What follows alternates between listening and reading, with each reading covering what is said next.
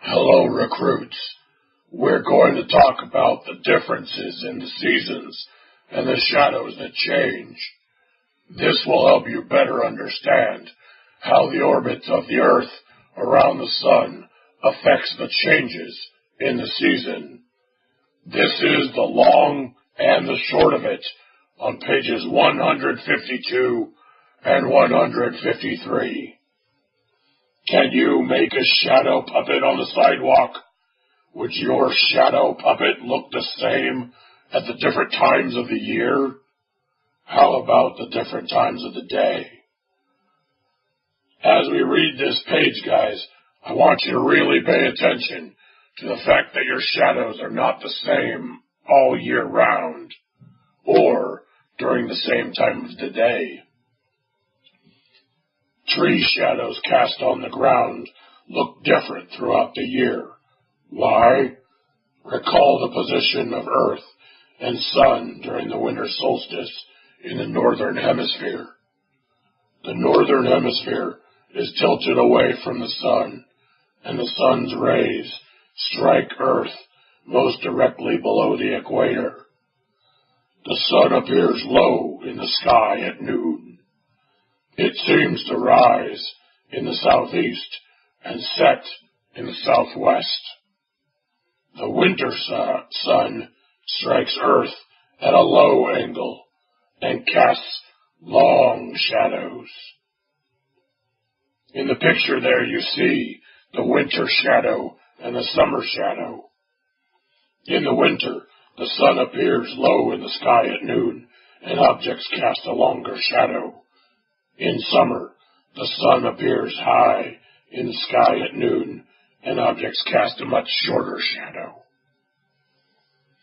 As Earth continues to orbit around the sun, winter turns to spring. By the spring equinox, the sun appears higher in the sky at noon. It seems to rise in the east and set in the west. In spring, the sun strikes at the higher angle and casts shorter shadows. On the summer solstice, the northern hemisphere is tilted toward the sun. The sun's rays strike Earth most directly above the equator. In summer, the sun appears highest in the sky at noon. Because sunlight strikes Earth at a high angle, it casts the shortest shadows of all. As summer turns to fall, the sun appears lower in the sky once again and casts longer shadows.